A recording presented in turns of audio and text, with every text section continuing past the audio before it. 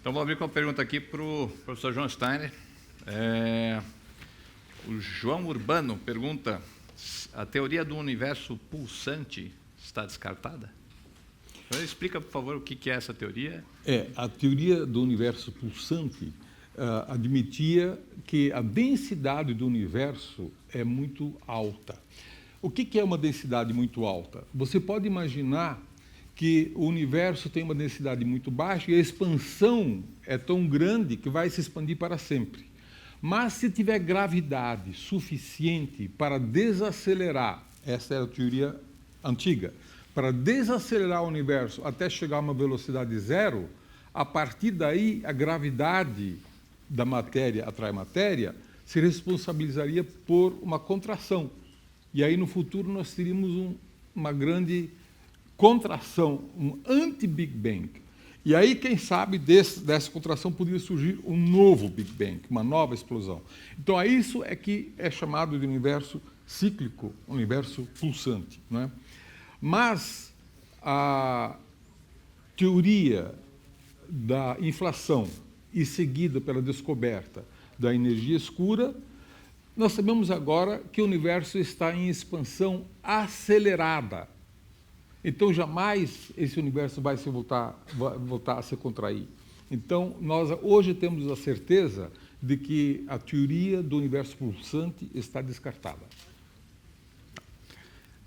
Professor Daminelli, quando a vida surgiu na Terra, né, ela surgiu num ponto específico, dá para a gente não sabe exatamente como aconteceu, mas tem um ambiente específico onde ela ocorreu ou foi uma coisa disseminada pelo planeta inteiro? Quais são as teorias que tentam explicar hoje? Bom, as buscas mais para trás no tempo, né, chegaram a 3,8 bilhões de anos atrás. Então, tem umas rochas na Groenlândia de 3,8 bilhões de anos e tem material sintetizado biologicamente, quer dizer, fotossíntese, tem carvão.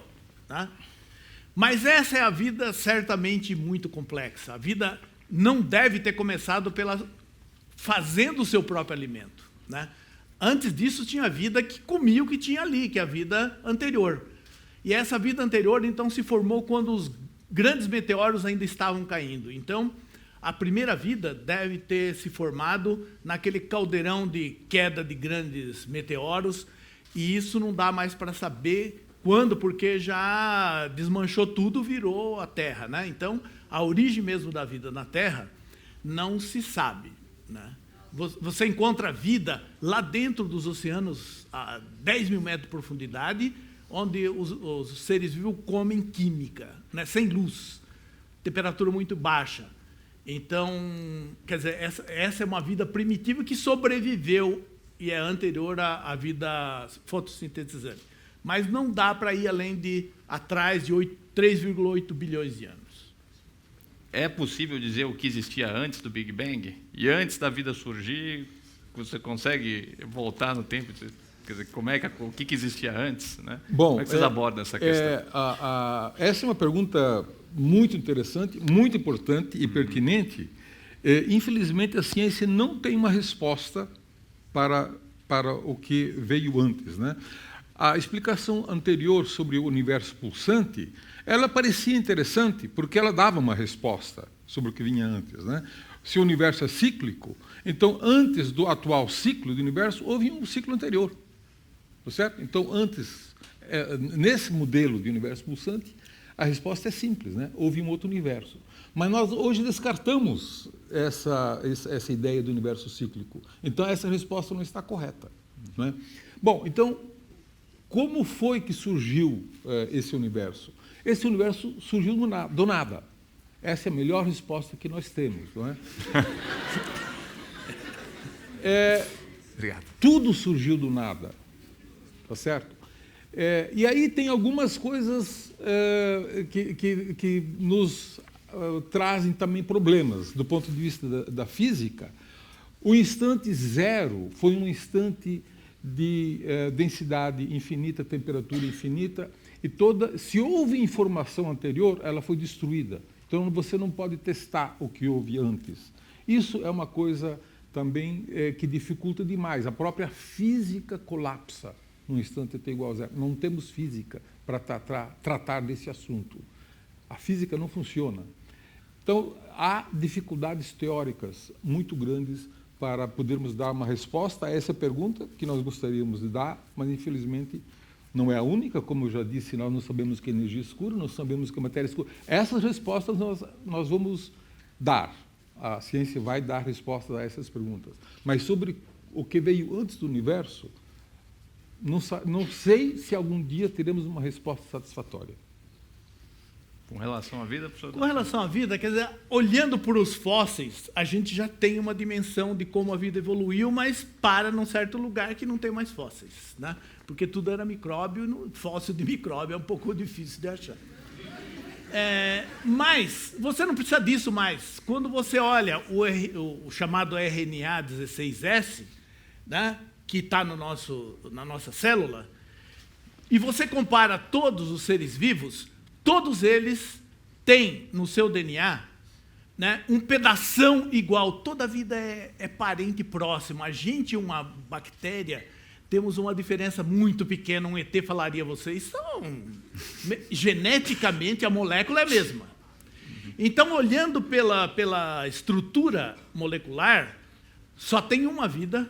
Todos os seres vivos vieram de um tronco comum, né? Se discute se antes era se isso aí se juntou, tal, mas e essa estrutura, então, aparentemente é isso.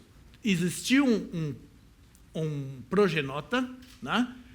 E é uma célula autorreplicante que tem já aquele software, é chamado de hipótese do mundo RNA, que, bom, precisa criar isso em laboratório, moléculas com software que se replicam, né? Então, aparentemente, quer dizer, a evolução começou em níveis celulares, mas a ideia é que não começou num lugar só. A chance de você arrebentar uma molécula que começa aqui, né, pode estar surgindo vida aqui. Ela vai ser destruída muito rápido. Então, ela deve ter sido um processo mais ou menos global, né, onde apareceram essas moléculas, o mundo de RNA, que tem moléculas que tem o software. A grande coisa é, o hardware é simples, mas o software da vida é só para essa molecada da próxima geração. O universo é infinito? Se sim, poderíamos considerar qualquer ponto dele como o centro do universo? Bom, vamos voltar ao nosso modelo, um tanto quanto primário, de bexiga de aniversário, né? Esse modelo de bexiga de aniversário, na verdade, só funciona para o universo fechado, isto é, aquele que pulsa, né? Se o universo for plano, isto é, a aceleração do universo será zero quando o tempo vai para o infinito, ou se ele for aberto, vai se expandir para sempre, tem respostas diferentes. O universo fechado é limitado e você pode medir os metros cúbicos que ele tem. Se o universo for plano, o plano é uma superfície de uma mesa, mas no caso é infinita. Então, esse universo é infinito. E o universo aberto também é infinito. Como nós estamos descartando atualmente o universo fechado, né, a melhor resposta que nós podemos dar é que o universo, em metros cúbicos, é infinito. A outra pergunta é... Se dentro de um universo infinito, qualquer ponto dele pode ser considerado o centro do universo? Não. O centro, quer dizer, qualquer ponto é análogo a qualquer outro ponto. O universo é homogêneo e isotrópico, aliás, é o princípio cosmológico que rege todas as teorias cosmológicas, né? Todos os lugares são idênticos. Mas se você imaginar a superfície da bexiga, que é muito útil para explicar o universo fechado, a superfície da bexiga é homogênea e isotrópica, mas o centro da bexiga é o instante zero. O raio da bexiga seria o tempo. O externo é o futuro, o interno é o passado. E o centro é o instante t igual a zero. Então, no tempo, nós temos um referencial. absoluto. No espaço, não. Posso comentar uma coisa? Claro. Então, o Steiner falou, se o universo é infinito, então tem infinitos lugares que podem ter vida, e vai ter um Steiner nesse momento em um outro lugar, falando essa mesma coisa. Quer dizer, as possibilidades... Eu estou falando aqui, eu me limitei à galáxia, porque os dinheiros das instituições financeiras não permitem nem ir até o fim da galáxia, né? Imagina o universo infinito. Quer dizer, mas então, se o universo é infinito, as possibilidades de vida são infinitas? No universo observável, que não é todo o universo, não é? O universo observável tem 100 bilhões de galáxias. Cada galáxia com 100 bilhões de estrelas. Fora do universo observável, a gente não sabe, não é? Mas 100 bilhões de galáxias com 100 bilhões de estrelas, cada estrela com 9 planetas, já é planeta suficiente para aparecer gente mais esperta do que eu. E aproveitando essa analogia de um outro Steiner por aí, as pessoas perguntam muito também sobre outras dimensões, universos paralelos. Isso é ficção científica ou há dados científicos que realmente apontam Não essa há dados possibilidade? científicos, não, mas há modelos matemáticos. Né? Esse modelo no qual eu estou insistindo, e que é um modelo matemático, ele não é um modelo físico, porque tem apenas 2 dimensões, o nosso universo tem 3 dimensões espaciais. Nós podemos andar para frente, andar para o lado ou pular para cima. São as 3 dimensões espaciais. Na superfície de uma bexiga só tem 2 dimensões. Agora imagine você que se de repente na superfície dessa bexiga você cria uma outra bexiga. Então você teria um universo mãe e um universo filho, que vai se expandir e ser um outro universo. Mas a informação de cada universo é contida no universo. Essa informação não vai passar de um universo para outro. Tá certo? Então, não há como testar essa teoria. E uma teoria que não pode ser testada não é uma boa teoria. Tá certo? E eu construo telescópios para a gente observar e testar teorias. A teoria do universo paralelo não pode ser testada por um telescópio, e por isso eu não me interesso muito por isso. Tá certo. Professor Daminelli, pergunta do Rodolfo. Seremos capazes de identificar vida que não seja baseada em carbono e água? Ou seja, como procurar por vida diferente da vida que nós conhecemos aqui na Terra?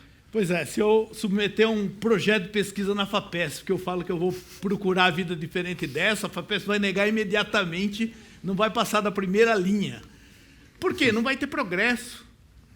Essa vida, a gente sabe como ela se expressa. A gente sabe das janelas de oportunidade. Né? Então, essa a gente sabe escrever o que a gente vai fazer daqui para o futuro, e independente da resposta, as indústrias vão construir instrumentos e vai ter um grande progresso tecnológico. Então eu recebo financiamento. Se eu for sair por aí procurar uma vida que eu nem sei definir o quê, qual é o aluno que veio fazer doutorado comigo? Ele fala, professor, mas quando? Não, então, obviamente, você não tem recursos humanos nem financeiros. E meu avô também falava uma coisa assim, se você procura o que você não sabe o que é, né, você não se dá conta quando encontra. Né? Ou velho Sarbatino. Então a questão não é de que não exista, a questão é, olha, é o seguinte, essa daqui já dá muito samba e vai dar muito resultado e vamos nessa. Não porque a gente não quer uma pergunta. Vou falar de um outro velhão. O Freud dizia que a castração é o pressuposto da civilização. É isso que a ciência faz. Ela não procura tudo. Ela procura uma coisa que ela pode testar, fazer um X e ter recursos para fazer aquilo. Então, fazer perguntas onde eu posso testar é o método científico e você consegue recursos para isso. Não que não tenha outras vidas, a questão é... Já dá trabalho demais essa daqui. Então, pergunta bem humorada aqui, mas interessante. Eu vou criar o meu primeiro disco voador. qual caminho eu devo seguir e o que eu devo estudar? Licenciatura em Física, bacharelado em Física ou Engenharia Física? Alguém que quer estudar a vida fora da Terra, qual que é o... Depende, tem muitas especialidades. Os astrônomos estudam planetologia, né? E os biólogos se dedicam à microbiologia, principalmente em ambientes extremos. Eu já tive alunos que vieram querer trabalhar comigo, eu falei, olha, você é biólogo, vai no Ames da NASA, e essa pessoa foi para o Polo Sul, estudou vida em ambientes extremos, tal. Então, ou microbiologia de ambientes extremos, né? Para isso você vai para a vida, né? Astrônomos, planetologia de planetas rochosos, né? Então, esse é o caminho profissional, né? Essas duas especialidades. O IAG tem graduação em astronomia, tá bom, 31 concorrentes por vaga, mas quem quiser procurar um planeta com um desses telescópios aí, seja bem-vindo e ganha lá né? Entra no vestibular e vamos lá. Né? Maravilha. Professor Steiner, o senhor fala um pouquinho mais dos buracos negros. Qual que é o papel deles nesse contexto cósmico todo? E se eles, pergunta aqui, se eles interferiram no Big Bang ou interferem na nossa vida hoje de alguma forma?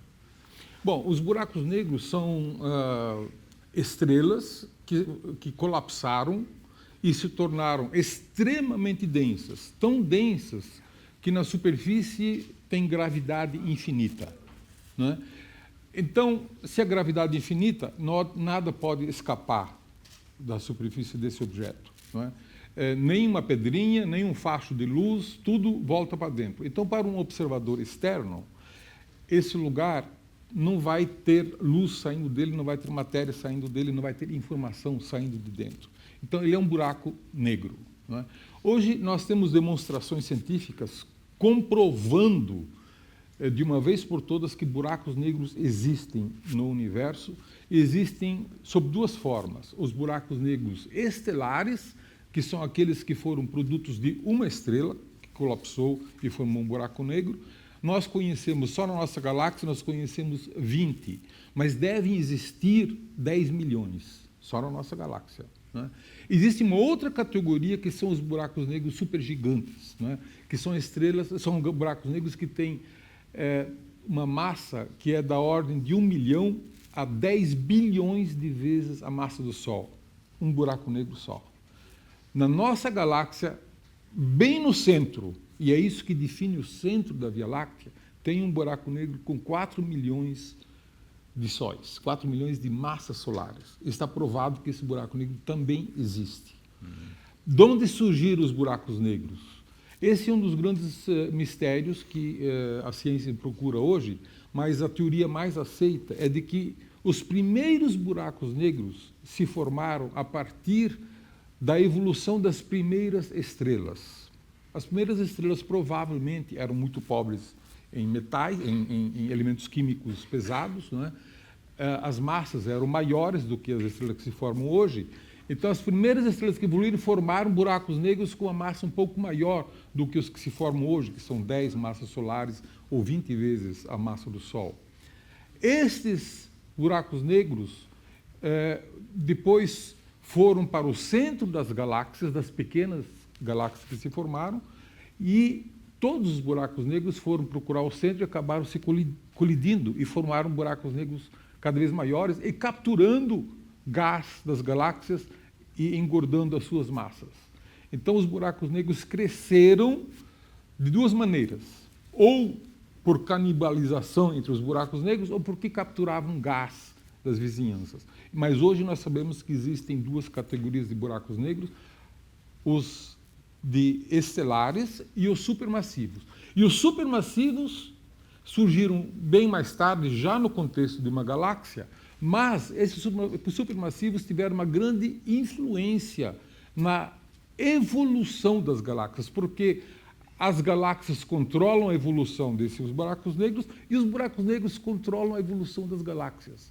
Então, se não fossem esses buracos negros, as galáxias certamente existiriam, mas seriam diferentes do que as que nós observamos. E o professor também pode contribuir para essa pergunta também. Uma coisa que é muito comum na ficção científica, a gente vê a criação de portais, né, dos wormholes, aquela história de você conseguir viajar de um ponto a outro do universo num instante, né, criando espécies de portais e tal. Primeiro, é possível viajar, factível você pensar em um dia viajar à velocidade da luz? Isso é pura ficção também? Quer dizer, viagem longas distâncias no universo, isso tem alguma viabilidade científica? Bom, a minha resposta a isso é que existem modelos matemáticos, né, como eu mencionei, dos universos paralelos, é um modelo matemático. Ele não necessariamente corresponde a uma realidade física. Não é? Nem toda solução matemática tem um significado físico. Não é? Os buracos de minhoca, os wormholes e assim por diante, são soluções matemáticas, mas não há nenhuma evidência, absolutamente nenhuma, de que eles existem na natureza. Diferentemente dos buracos negros, que nós podemos provar que existem. Existem provas científicas contundentes e numerosas de que buracos negros de fato existem e exercem um papel importante na evolução das galáxias. Né? Mas buracos de minhoca, não há também evidência de que possamos atingir a velocidade da luz, menos ainda superar a velocidade da luz. Não há velocidade maior do que a velocidade da luz na natureza. Então, muito da ficção que se constrói é baseado, às vezes, em ideias incorretas, mas às vezes em ideias matemáticas, às quais não correspondem realidades físicas. Ainda bem que não corresponde, porque se você viajasse a velocidade maior do que da luz, você inverteria a causa com efeito. A causa, né, ela aconteceria depois do efeito. Mais ou menos o seguinte: você vai sair de casa e fala, nossa, eu estou atrasado, vou sair a velocidade da luz. Não, vou sair mais do que a velocidade da luz. Você sai agora e chega ontem. O risco disso, não é de viajar para o passado, é que você pode matar seu avô, né? E como é que fica? Aí complica, né? Então, estamos com o tempo praticamente esgotado já, mas fazer uma pergunta aqui que também relaciona muito a ciência com a ficção científica, né? O N. Pereira pergunta por que a possível existência de vida em outros planetas é sempre, né, ilustrada como seres superiores, né, mais inteligentes que os humanos, e aí cria toda essa história de, né, visitas de ETs na Terra e tal. E aí, como o senhor falou, na verdade, a maior parte da vida é microbiana, né? Então, como é que o senhor vê essa questão da ficção, da maneira como a vida extraterrestre é mostrada no cinema e na literatura, né? Pois é por causa de Hollywood, né? Em Hollywood, se eles filmar micróbio, não vai ter audiência. Então, quanto mais com óleos, não sei o quê, mais sucesso. Mas isso aí é num mundo que não é o nosso. No nosso mundo, né? Esse tipo de coisa, né, é ridículo, né? Já era ridículo há 40 anos atrás. Quer dizer, no nosso mundo, os ETs são microscópicos, né? Né? E ponto. A gente precisa de imaginação. Tem muita imaginação que dá para fazer sobre micróbio, e essa imaginação dá bolsa, doutorado, telescópio, né? ETs de 4 olhos, 5, esses ETs inteligentes, ninguém põe dinheiro nisso, a não ser Hollywood, porque obtém mais do que pôs, né? Tá certo. E agora a última pergunta para a gente fechar mesmo. Como é a vida de um cientista? É a pergunta. E aí eu vou incrementar e dizer, como é que é a vida de um cientista que estuda a origem do universo, ou que estuda a vida fora da Terra? Contar rapidamente um pouco da experiência de descobrir coisas nessa área, tal. Como é que é você olhar para o universo? Olha, um cientista é um sujeito movido à curiosidade. Primeiro, que ele tem que ter muita curiosidade. Segundo, ele tem que ter disciplina, porque ele tem que estudar muito, não é? Ele precisa estudar as disciplinas que são relevantes para a sua carreira, né? Que pode ser matemática, física, química, biologia, ou, enfim, qualquer outra área do conhecimento, não é?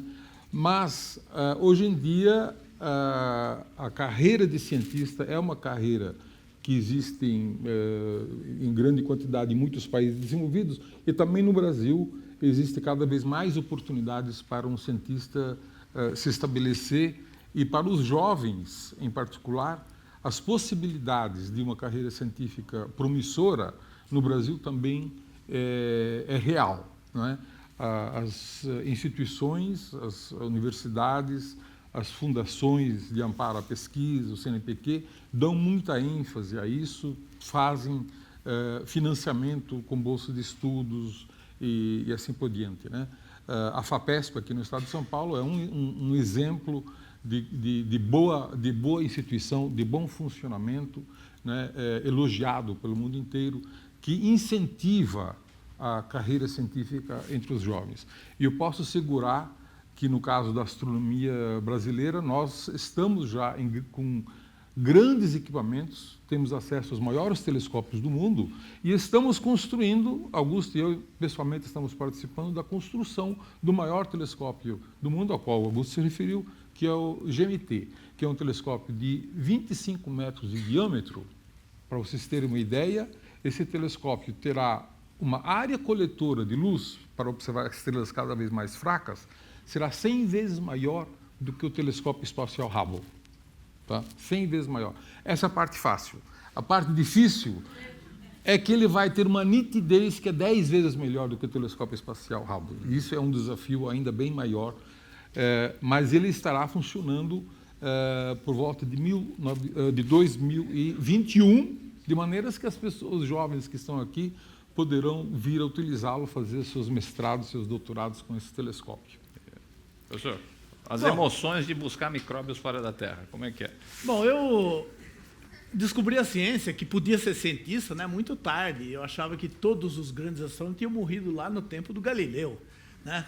E eu estava fazendo física meio por mero acaso, e até que eu assisti uma conferência e o conferencista falou: "Você quer vir trabalhar comigo?" Eu falei: "E eu te dou uma bolsa." Eu falei: "Nossa, eu vou ganhar dinheiro e fazer isso? Então vamos." Aí eu comecei muito tarde, eu tinha uns 25 anos.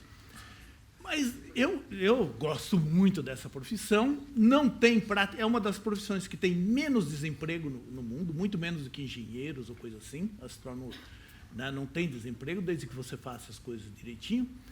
E é muito melhor do que a minha vida anterior. Quando eu era pequeno, até os 13 anos, eu trabalhava na roça e todos meus irmãos falavam: "Você não vai dar para nada, você não aguenta o machado, você não aguenta a enxada." E aí então eu ficava na lição, fazendo com lápis naquele tempo, né?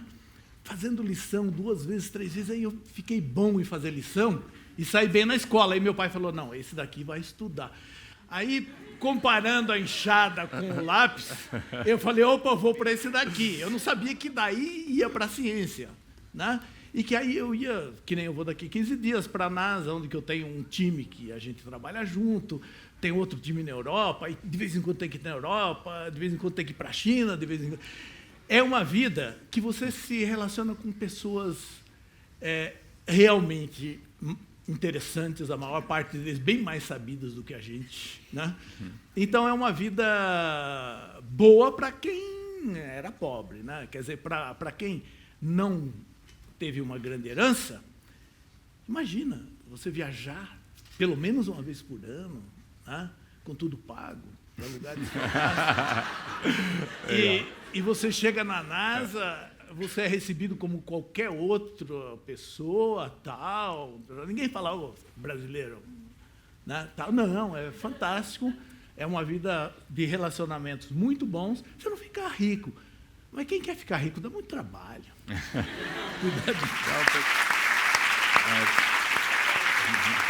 Toda última quarta-feira do mês, aqui no auditório USP Talks, fica de olho na nossa página no Facebook, a gente vai postar a programação para o resto do ano lá em breve. Obrigado por todos, até a próxima.